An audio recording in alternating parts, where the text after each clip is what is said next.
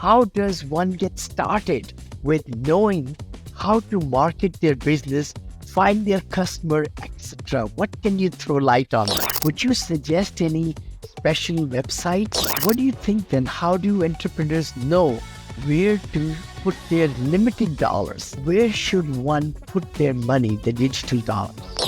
You guys are doing is not unusual, by the way, because everybody wants to hit the ground running. Everybody wants to go out there and try something. That is totally fine. You know, there's nothing wrong with that strategy. Sure. At some point, though, taking a pause and evaluating, like, what did you learn out of that strategy is just as important as setting something up, prior to start. It's really working really well, but I'm not really tracking anything, right?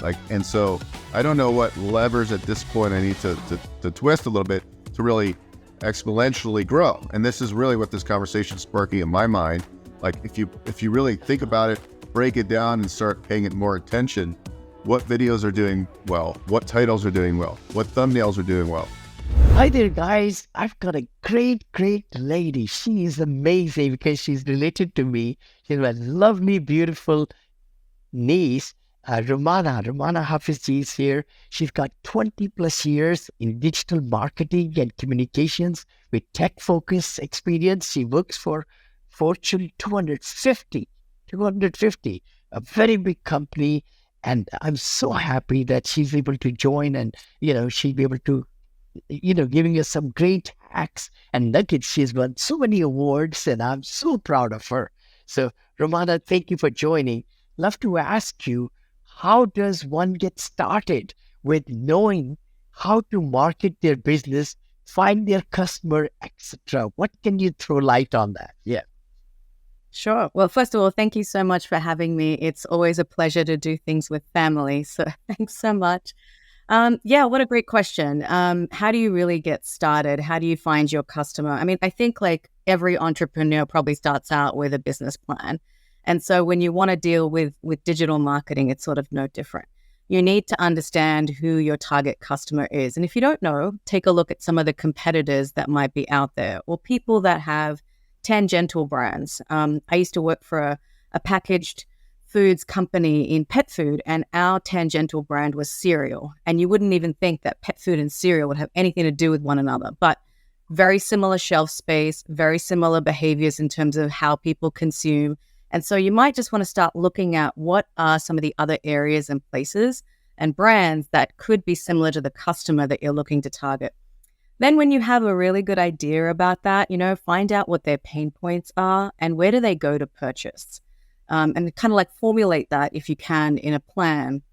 But I would say if you really want to get started in digital, if you know your customer, you know where they are, one of the first things I would do is probably launch a website that is optimized for search.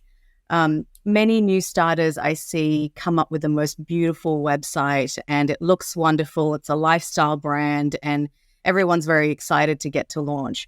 But it's sort of like building a really beautiful house in the middle of a desert. If your website is not created for search optimization, no one's going to be able to find it on Google. And if they can't find it on places like Google and Yahoo and Bing, you really don't have any way of attracting people.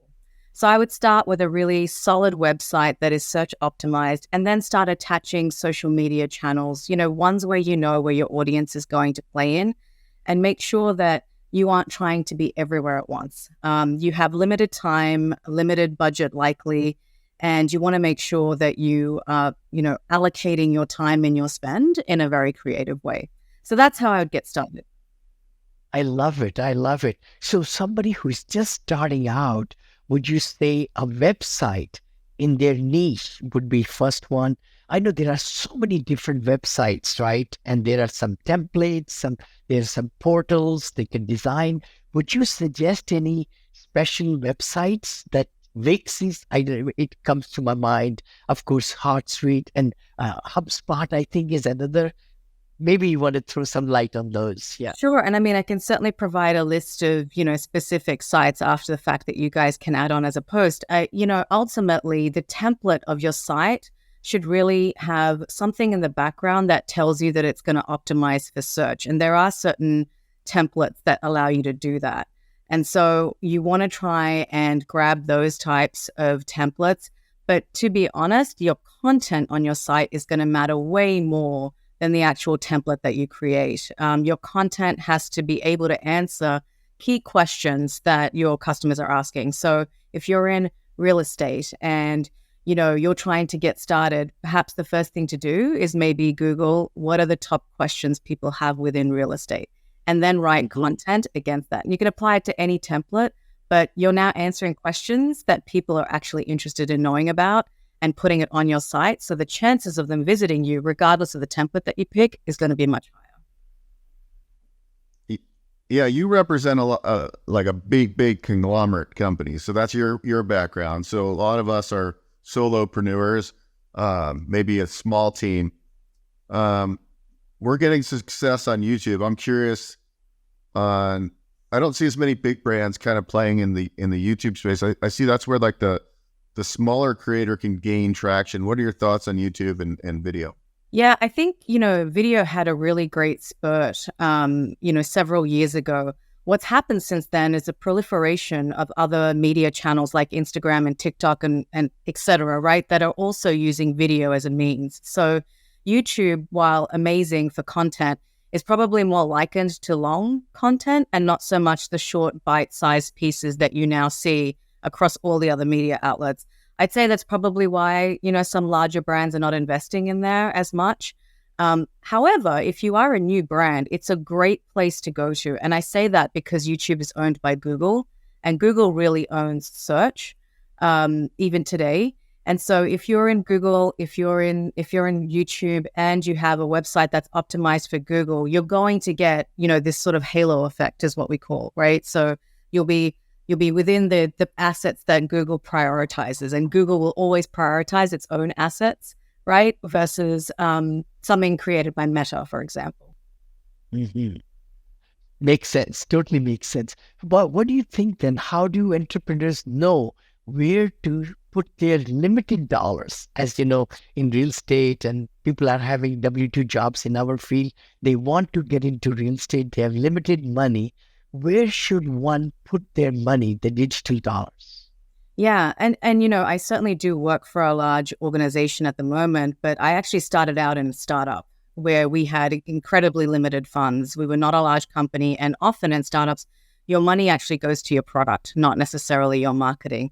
And so you have to be really careful about like the dollars that you're going to place. It's important to start off by understanding, what does success look like for you as a solopreneur or as an entrepreneur of a very small company? Is it the development and creation and cultivation of prospects and leads? Is it trying to build a brand? Is it accessing a new customer base? Or is it expanding the share of wallet, which is what we call like more money from the same customer, right? What is it that you really want to be focused on? What does success look like for you? Then make sure you're able to report on it. Like if cost of acquisition is a really important thing because you want to do prospects and leads, make sure you have the mechanisms in place to know what your cost of acquisition is. And then I would take your budget and not try and be in every place and every channel. Pick 2 to 3 where you feel like your customers really are. Distribute that small budget evenly, and then see how it plays out for about 3 months. And then you'll start to see, where does your success really coming from? You find that place, you try and replicate that success by taking some of those additional funds and putting it into the place where you're seeing success. And so if you put 60 to 70% of your budget, which is frankly what I did many years ago, into the same place that you're seeing success and you're replicating that success, and use that 30% to try out new channels just to make sure you're covering all your bases, you're going to end up creating the digital strategy just off of trying and testing and learning. That's good. See, Vinney, that's like what we don't do. We don't have any strategy. We just go for it. And I think the big takeaway so far is we should at least we're going into 2024. We should come up with a plan and really we should actually track our posts, our reels, our YouTube videos. Where are we getting the engagement? Double down on that. We're not doing that, Vinney. We're not doing that. We're just putting out a bunch of content, and we're getting some results and we're doing well. But imagine if we focused and used some of this input to really strategize. I think that's a big takeaway for 2024. I love it. I love it. Actually, I know Farouk in my team was able to put the call to action, we call it, for appointments at each channel. So actually, in Go High Level, when the appointments are coming, we are able to see if it's coming from YouTube or from my blogs or coming from Facebook. It's a different code. And then in Instagram and TikTok and LinkedIn. So I have like 6 different calendars, I think. We see in Go High Level which channel is bringing most of the people in. So that's a good one right there. But thanks, for sharing that. And also, Yeah, I mean, what you guys are doing is not unusual, by the way, because everybody wants to hit the ground running. Everybody wants to go out there and try something. That is totally fine. You know, there's nothing wrong with that strategy. Sure. At some point, though, taking a pause and evaluating, like, what did you learn out of that strategy is just as important as setting something up, prior to starting. I love that. I love that. Yeah, I was just going to say, I've been pretty successful on organic through YouTube. Creating a podcast YouTube show around my niche. And we've been talking about it this morning. I'm like, wow, it's really working really well, but I'm not really tracking anything, right? Like, and so I don't know what levers at this point I need to twist a little bit to really exponentially grow. And this is really what this conversation is sparking in my mind. Like, if you really think about it, break it down and start paying it more attention, what videos are doing well, what titles are doing well, what thumbnails are doing well, because those videos are also ranking on Google search because it's YouTube, right? Like you were talking about earlier. So on some of the topics, like how come on some searches they're ranking on Google? How do I get more to rank on Google from my videos? And then, so it's very interesting. I mean, it's a lot to think about, but it's also exciting because I like the thought process of the stuff I do is evergreen. So like I post it once and it's going to be there. So that's going to compound. Yep. So true. So true. And artificial intelligence also, Rumana. I mean, it has come in the picture a lot more now.